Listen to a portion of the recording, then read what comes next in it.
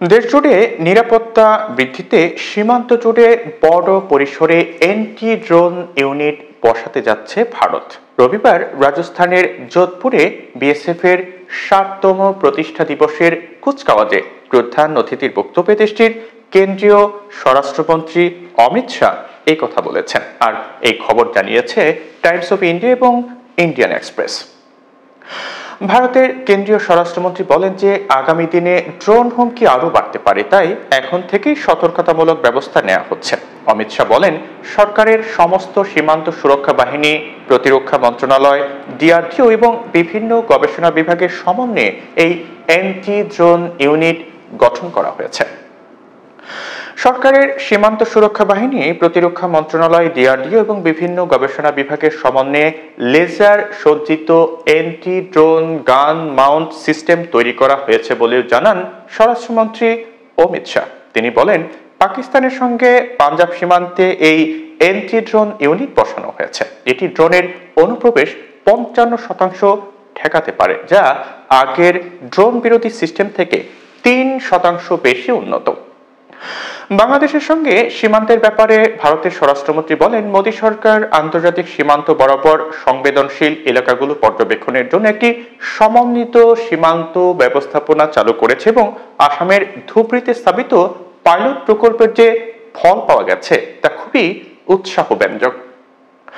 Pilot প্রকল্পটির আরও কিছু উন্নতি করার পর সিআইবিএমএস সিস্টেমটি পাকিস্তান ও বাংলাদেশের সীমান্তে ব্যবহার করা হবে বলেও জানান স্বরাষ্ট্রমন্ত্রী অমিত শাহ। তিনি বলেন, বাংলাদেশ সীমান্তে 591 কিলোমিটার বেষ্টনী নির্মাণ কাজ শেষ হয়েছে। আরও 1159 কিলোমিটার সীমান্তে ফ্লাড লাইট স্থাপন করা হয়েছে এবং 573টি সীমান্ত ফাঁড়ি সহ 579টি পর্যবেক্ষণ পোস্ট নির্মাণ করা হয়েছে। মোদী সরকার সীমান্তে বেষ্টনী শক্তিশালী করা, ভারতীয় অংশে দুর্গম 1812 কিলোমিটার রাস্তা নির্মাণ সহ আরও বেশ কয়েকটি অবকাঠামো প্রকল্প নিয়েছে বলেও জানান ভারতের স্বরাষ্ট্রমন্ত্রী অমিত শাহ। মূলত 5 আগস্টের পর বাংলাদেশ ভারত সম্পর্কে কিছুটা উত্তেজনা চলছে। ভারতীয় মিডিয়ায় বাংলাদেশ বিরোধী প্রচার, দেশটিতে বাংলাদেশ মিশনে হামলার ঘটনাও ঘটেছে। পরে ঢাকায় নিযুক্ত ভারতীয় হাইকমিশনকে জরুরি ভিত্তিতে তলব করে পররাষ্ট্র মন্ত্রণালয়। এসব নিয়ে দুই দেশের সম্পর্ক খুব একটা ভালো যাচ্ছিল না। এরই মধ্যে ভারতের পররাষ্ট্র সচিব বাংলাদেশ সফর করেছেন। সোমবার পররাষ্ট্র সচিবের সঙ্গে বৈঠক শেষে গণমাধ্যম কর্মীদের সঙ্গে আলাপকালে ভারতের পররাষ্ট্র সচিব বিক্রম মিস্ত্রি বলেন যে, শেখ হাসিনা সরকারের পতনের পর আমাদের প্রধানমন্ত্রী নরেন্দ্র মোদী বাংলাদেশের উপদেষ্টাকে ফোন করে সহযোগিতাপূর্ণ সম্পর্ক জোরদারের আশ্বাস দিয়েছেন। তিনি বলেন, আমরা বাংলাদেশের মানুষের সঙ্গে সম্পর্ক বাড়াতে চাই, অর্থনৈতিক, রাজনৈতিক এবং সামাজিক ক্ষেত্রে সহযোগিতা আরও জোরদারে ভারত আগ্রহী।